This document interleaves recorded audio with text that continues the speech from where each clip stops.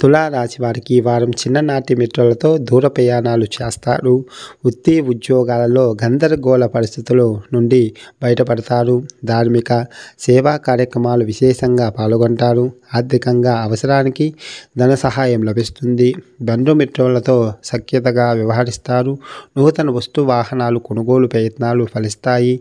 వ్యాపారస్తులకు అరుదైన అవకాశాలు అందుతాయి. సమాజంలో ప్రముఖులతో పరిచయాలు విస్తృతమవుతాయి. వారం చివరిలో చేపట్టిన పనుల్లో వ్యయాప్రయాసాలు అధికమవుతాయి. రుణదాతల నుండి ఒత్తిడి అధికమవుతుంది. మరి తులారాశి వారు ఈ వారం గణపతి ఆరాధన చేయడం వల్ల శుభ ఫలితాలు పొందుతారు. తదుపరి వృశ్చిక రాశి. వృశ్చిక రాశి వారికి ఈ వారం నూతన కార్యక్రమాలను ప్రారంభించి సకాలంలో పూర్తి చేస్తారు. ఆప్తుల నుండి శుభకార్య ఆహ్వానాలు అందుతాయి.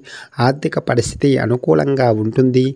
బంధుమిత్రులతో విందు వినోదాలు కార్యక్రమాల్లో పాల్గొంటారు. మీ ఆలోచనలు అందరికీ నచ్చే విధంగా ఉంటాయి. కుటుంబ సంబంధిత వివాదాలు తెలివిగా పరిష్కరించుకుంటారు.